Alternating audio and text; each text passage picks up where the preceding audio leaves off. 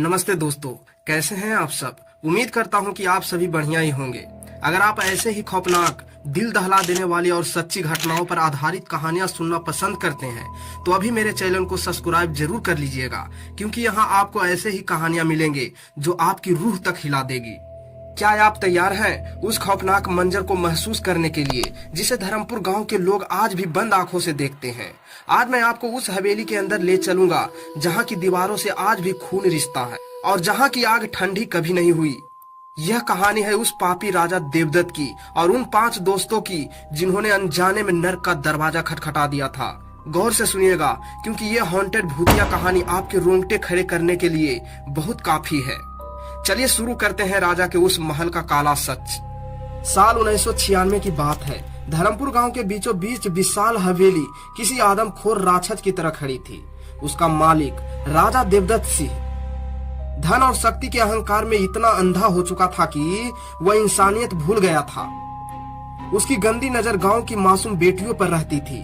रात के सन्नाटे में उसके आदमी किसी भी घर का दरवाजा तोड़कर लड़की को उठा ले जाते। गांव के जो भी लड़कियां और बहू पसंद आ जाए तो राजा के कदमों में डाल देते थे। जो कोई भी विरोधी की एक भी आवाज उठाता, उसकी लाश अगले दिन गांव के पुराने कुएं या कटीली झाड़ियों में फंसी हुई मिलती थी। 4 साल के आतंक में 70 से ज्यादा महिलाएं उस हवेली की भूल भुलैया में खो गई और कभी वापस नहीं आई। पूरे गांव में खौफ का ऐसा छाया था कि लोग दिन ढलते ही अपने घर की खिड़कियों पर पर्दे गिरा लेते थे।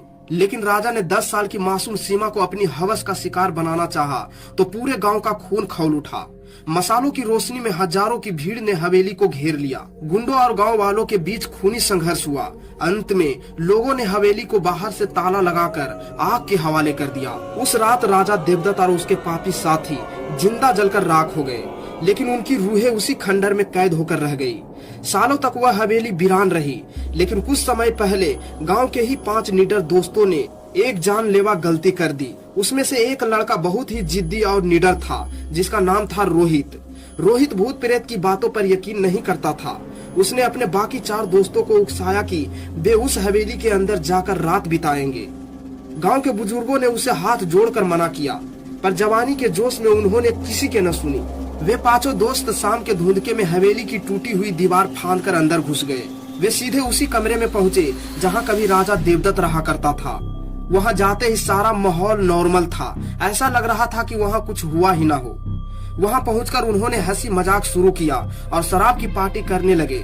वे बुजुर्गों की चेतावनियों को मजाक उड़ा रहे थे, लेकिन जैसे ही घड़ी की सुइयां रात के 12 पर पहुंची, पूरे कमरे का तापमान एकदम से गिर गया। अचानक कमरा धुएं और सड़े हुए मांस की बदबू से भर गया। तभी एक ऐसी दिल दहला देने वाली चीख गूंजी जिसने उन 5 को होश उड़ा दिया।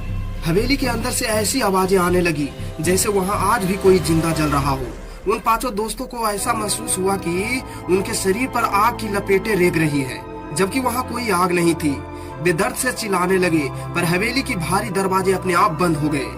बाहर खड़े गांव वालों को सिर्फ उन लड़कों की चीखें सुनाई दे रही थी, जो धीरे धीरे धीमी पड़ गई। अगली सुबह जब लोगों ने देखा तो उन 5 को कहीं नामो निशान नहीं था। बस उन 5 के जले हुए शर्ट आंधियों में गांव पहुंच चुका था। वहां कोई जा नहीं सकते थे, क्योंकि वहां दिन में भी पैर रखने से लोग कतराते हैं। इस घटना के बाद धर्मपुर के लोगों ने खौफ के मारे उस हवेली के चारों तरफ लोहे की ऊंची दीवारें खड़ी कर दी है। पूरे खंडहर को कटीली झाड़ियों और जहरीले पौधों से घेर दिया गया है, ताकि कोई परिंदा भी गलती से वहां न जा सके। आज भी रात को उस बंद हवेली के अंदर से 5 लड़कों के चिल्लाने और राजा के ठहाकों की आवाजें आती है। याद रखिए, कुछ खंडहरों की शांति के पीछे एक जलती हुई हकीकत होती है। अगर कभी आपको भी कोई रास्ता किसी पुरानी हवेली की तरफ ले जाए तो संभल जाना, क्योंकि हर जगह की अलग अलग आहट होती है।